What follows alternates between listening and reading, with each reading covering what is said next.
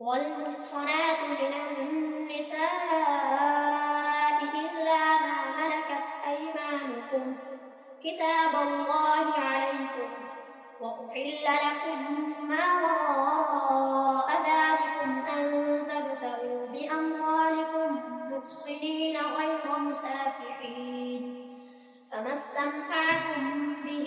منهن فآتوهن أجورهن فريضة، ولا جناح عليكم فيما تراضيتم به من بعد الفريضة، إن الله كان عليما حكيما. ومن لم يستطع منكم قولا أن ينكح المحصنات المؤمنات فمما ملكت أيمانكم من فتياتكم المؤمنات، والله أعلم بإيمانكم بعضكم من بعض، فانكحوهن بإذن أهلهن وآتوهن أجورهن بالمعروف محصنات غير مسافحات ولا متخذات أخدان، فإذا أحصن فإن أتين بفاحشة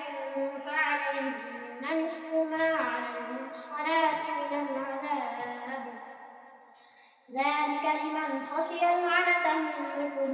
وأن تصبروا خير لكم، والله غفور رحيم. يريد الله ليبين لكم ويهديكم سنن الذين من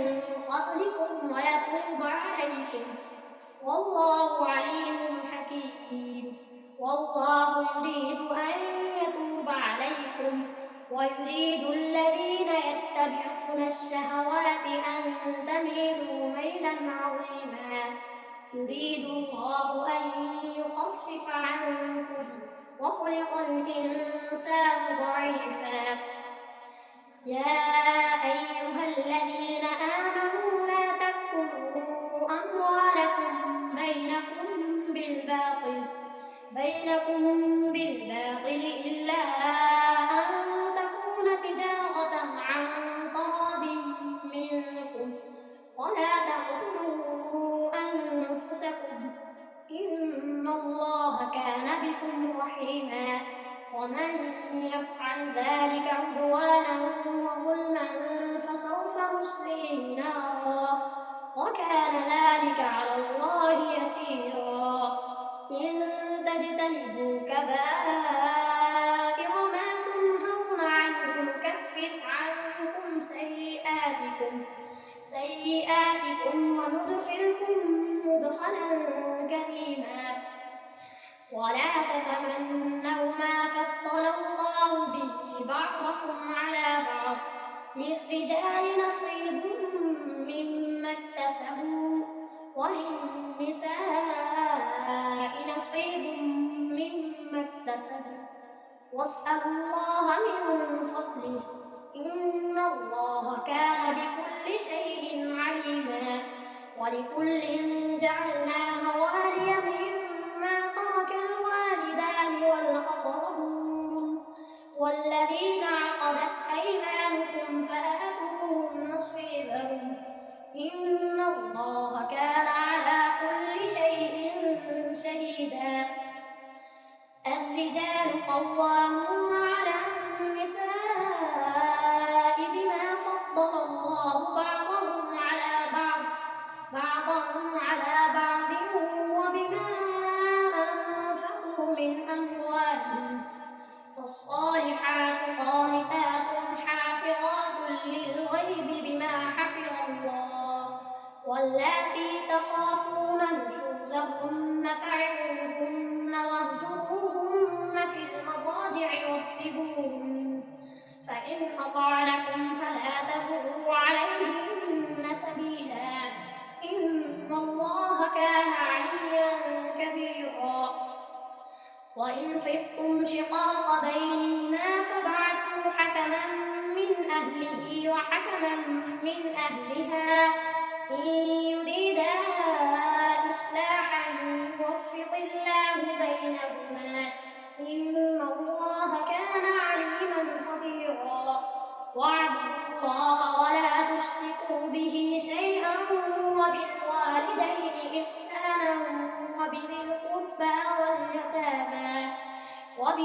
القربى واليتامى والمساكين والجار ذي القربى والجار الجنب والصاحب بالجنب وابن السبيل وما ملكت أيمانكم إن الله لا يحب من كان مختالا فخورا الذين يبخلون ويأمرون الناس بالبخل ويكتمون ما آتاهم الله من فضله وأعتدنا للكافرين عذابا مهينا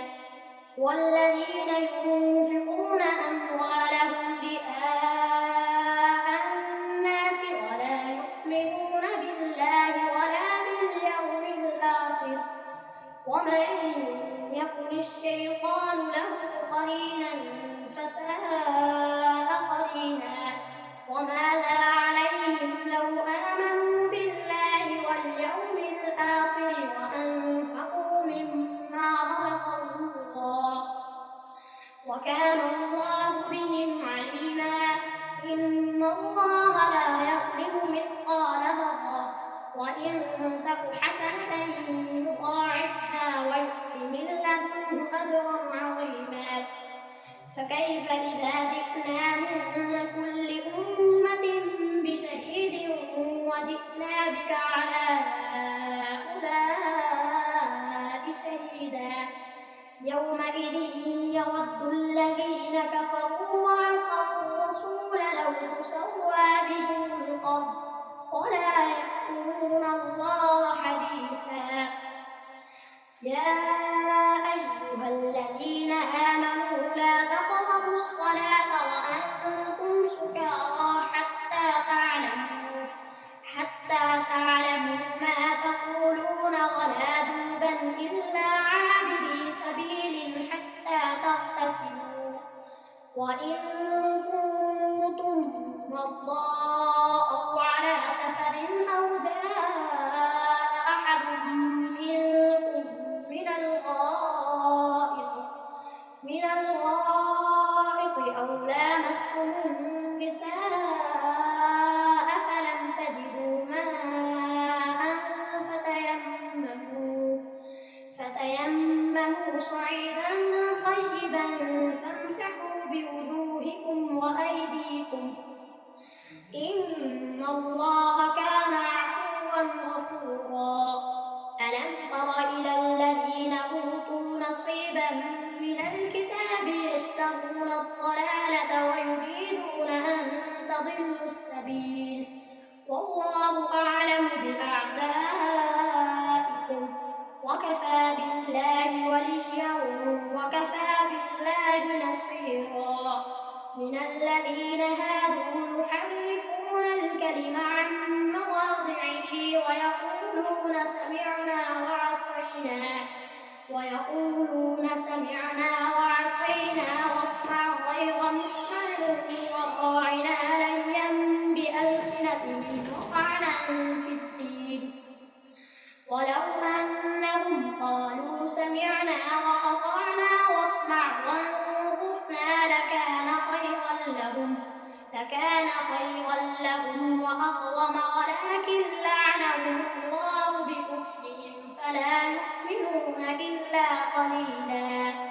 يا أيها الذين أوتوا الكتاب آمنوا بما نزلنا مصدقا لما معكم من قبل أن نطمس وجوها فنردها على أدبارها أو نلعنهم كما لعنا أصحاب السبت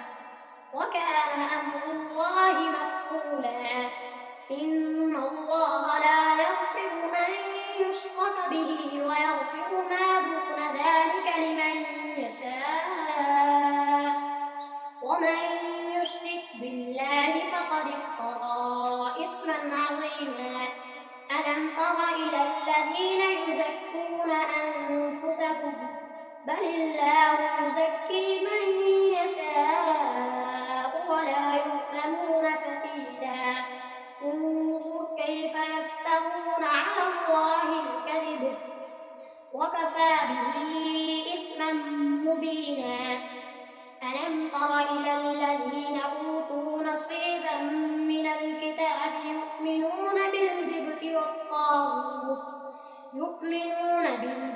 والطاغوت ويقولون للذين كفروا هؤلاء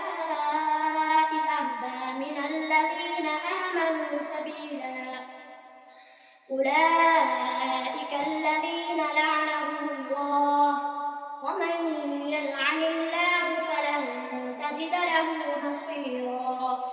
أم لهم نصيب من الملك فإذا لا يؤتون الناس نصيرا أم يحسدون الناس على ما آتاهم الله من فضله فقد آتينا آل إبراهيم الكتاب والحكمة وآتيناهم ملكا عظيما فمنهم من آمن به ومنهم من صد عنه وكفى بجهنم سعيرا إن الذين كفروا بآياتنا سوف نصليهم نارا كلما نضجت جلودهم بدلناهم جلودا غيرها ليذوقوا العذاب إن الله كان عزيزا حكيما والذين آمنوا وعملوا الصالحات سندخلهم جنات تجري من تحتها الأنهار خالدين فيها أبدا لهم فيها أزواج مطهرة وندخلهم ظلا ظليلا إن الله يأمركم أن تؤدوا الأمانات إلى أهلها وإذا حكمتم بين الناس أن تحكموا بالعدل إن الله نعم ما يعظكم به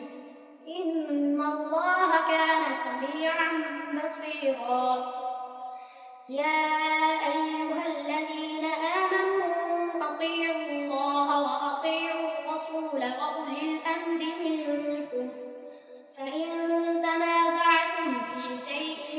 فردوه إلى الله والرسول إن كنتم تؤمنون بالله واليوم الآخر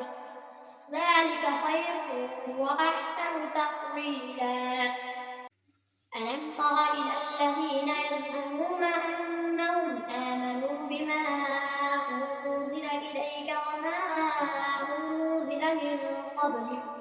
من قبلك يريدون أن يتحاكموا إلى الطاغوت وقد أمروا أن يكفروا به ويريد الشيطان أن يضلهم ضلالا بعيدا وإذا قيل لهم تعالوا إلى ما أنزل الله وإلى الرسول رأيت المنافقين يصدون عنك صدودا فكيف إذا أصابتهم مصيبة بما قدمت أيديهم ثم جاءوك يحلفون بالله إن أردنا إلا إحسانا وتوفيقا أولئك الذين يعلم الله ما في قلوبهم فأعرض عنهم وعظهم وقل لهم في أنفسهم قولا بليغا وما أرسلنا من رسول إلا ليطاع بإذن الله ولو أنهم إذ ظلموا أنفسهم جاءوك فاستغفروا الله واستغفر لهم الرسول لوجدوا الله توابا رحيما فلا وربك لا يؤمنون حتى يحكموك فيما شجر بينهم ثم لا يجدوا في أنفسهم حرجا مما قضيت ويسلموا تسليما ولو أنا كتبنا عليهم أن اقتلوا أنفسكم أو اخرجوا من دياركم ما فعلوا إلا قليل منهم ولو أنهم فعلوا ما يوعظون به لكان خيرا لهم وأشد تثبيتا وإذا لآتيناهم من لدنا أجرا عظيما ولهديناهم صراطا مستقيما. ومن يطع الله والرسول فأولئك مع الذين أنعم الله عليهم من النبيين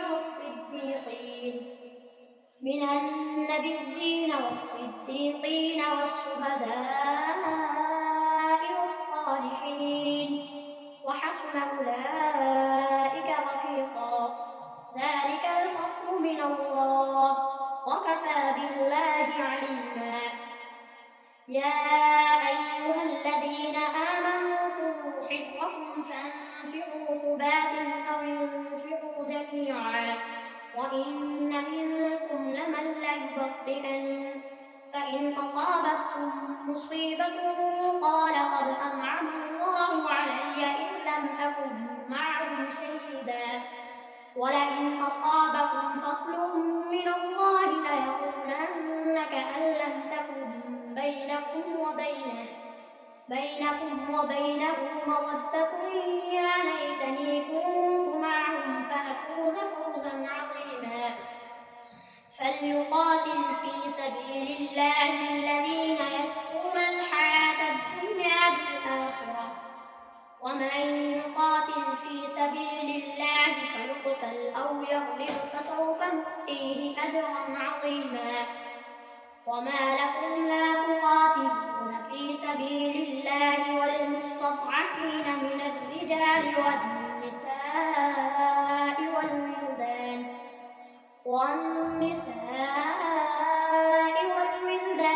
الذين يقولون ربنا أخرجنا من هذه القرية الظالم أهلها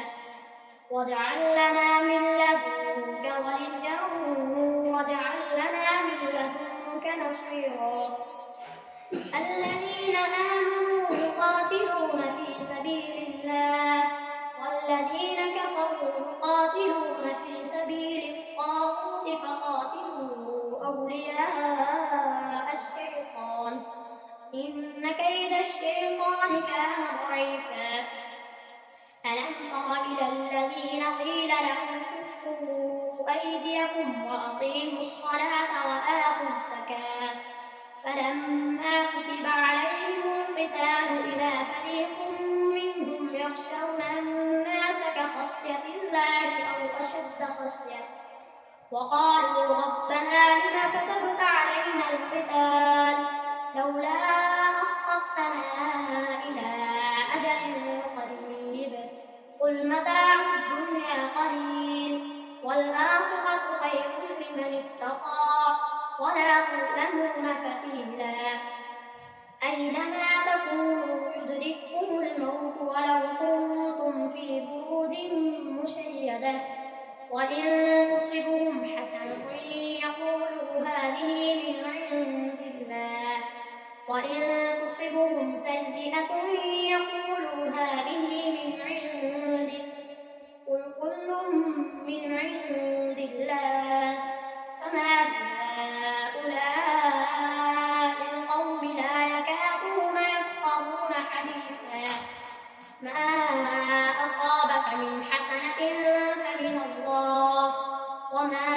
أصابك من سيئة فمن نفسك وأرسلناك للناس رسولا وكفى بالله شهيدا. من يطع الرسول فقد أطاع الله ومن تولى فما أرسلناك عليهم حفيظا. ويقولون طاعة فإذا برزوا من عندك بيت طائفة منهم غير الذي تقول والله يكتب ما يبيتون فأعرض عنهم وتوكل على الله وكفى بالله وكيلا. أفلا يتدبرون القرآن ولو كان من عند غير الله لوجدوا فيه اختلافا كثيرا. وإذا جاءهم أمر من الأمن أو الخوف أذاعوا به ولو ردوه إلى الرسول وإلى أولي الأمر منهم لعلمه الذين يستنبطونه منهم ولولا فضل الله عليكم ورحمته لاتبعتم الشيطان إلا قليلا فقاتل في سبيل الله لا تكلف إلا نفسك وحرض المؤمنين عسى الله أن يكف بأس الذين كفروا والله أشد بأسا وأشد تنكيلا من يشفع شفاعة حسنة يكن له نصيب منها ومن يشفع شفاعة سيئة يكن له كفل منها وكان الله على كل شيء مقيتا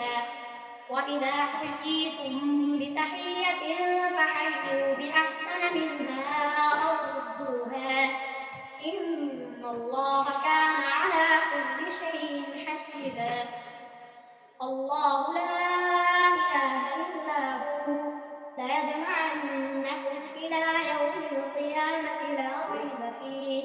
ومن أصدق من الله حديثا